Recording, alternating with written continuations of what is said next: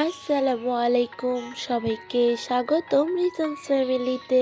আজকে আমি দেখাবো আস্ত মাছের ফ্রাই। আমার দেওয়া ভিডিওগুলো ভালো লাগলে অবশ্যই লাইক কমেন্ট শেয়ার করে দিবেন এবং আমার ইউটিউব চ্যানেলটি সাবস্ক্রাইব করে দিবেন, ফেসবুক পেজটি ফলো করে দিবেন। এখানে আমি একটি বড় তেলাপিয়া মাছ নিয়েছি। মাছটিকে এভাবে করে দোনো সাইডে কেটে নিয়েছি। মাছটিকে কেটে ধুয়ে ভালোভাবে পানিগুলো ঝরিয়ে নিয়েছি। দেখুন, এখন একটি টিস্যুর মাধ্যমে পানিগুলো ভালোভাবে মুছে নিচ্ছি। এখন এখানে মশলা তৈরি করে নিব। 1 চামচ লবণ,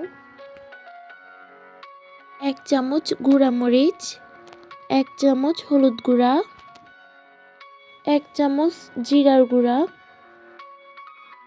চামচ গরম মশলা, হাফ চামচ গোলমরিচ গুঁড়া, হাফ চামচ রসুন বাটা এবং 1 চামচ আদা বাটা, 2 টেবিল চামচ লেবুর রস। এখন ভালোভাবে মশলাগুলোকে মেখে নিচ্ছি। এখন মাছের সঙ্গে মশলাগুলো মেখে নিব। ভালোভাবে মাছটির সঙ্গে মশলাগুলো লাগিয়ে নিয়েছি। দেখুন, এখন মাছটি ম্যারিনেট হওয়ার জন্য 15 থেকে 20 মিনিট মাছটিকে রেস্টে রেখে দিব।